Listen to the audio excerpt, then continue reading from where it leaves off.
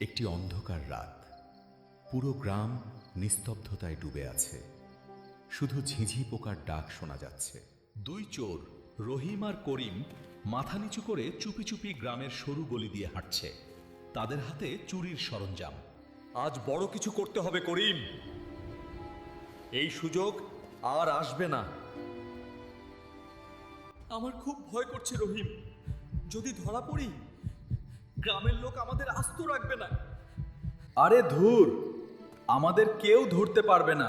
চল ওই বড় বাড়িটার দিকে যাই। তারা গ্রামের সবচেয়ে ধনী লোকটির বাড়ির সামনে পৌঁছায়।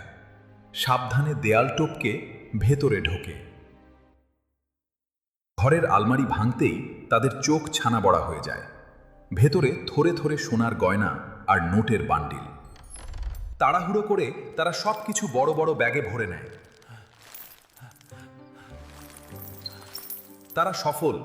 এত টাকা সব যদি আমি একাই পেতাম তবে সারা জীবন রাজা হয়ে থাকতাম। তারা গ্রাম ছেড়ে জঙ্গলের গভীর ভেতরে চলে যায়, যাতে কেউ তাদের দেখতে না পায়। বন্ধু, অনেক ধকল গেছে, চল এবার সব সমান ভাগ করি। ঠিক বলেছিস, কিন্তু আগে কিছু খেয়ে নেওয়া দরকার। তুই গিয়ে বাজার থেকে খাবার নিয়ে আয়, আমি এখানে ব্যাগ পাহারা দিচ্ছি।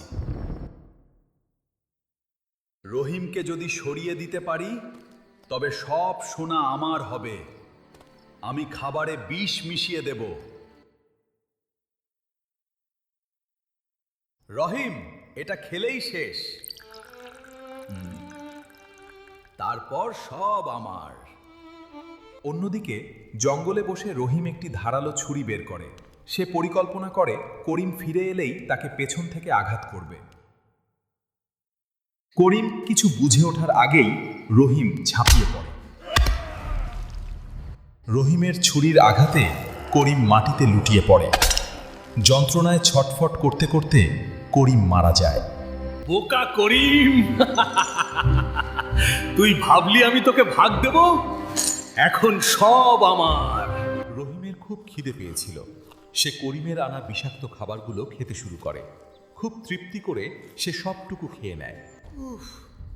খাবারে বিষ ছিল, করিমও আমাকে মারতে চেয়েছিল। রহিম মুখ দিয়ে ফেনা তুলে সেখানেই মারা যায়। চাঁদের আলোয় পড়ে থাকে শুধু সেই সোনার ব্যাগ।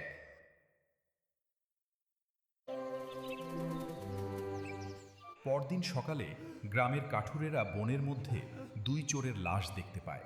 পাশে পড়ে আছে চুরি করা মালামাল। দেখলে তো, লোভই তাদের শেষ করে দিল।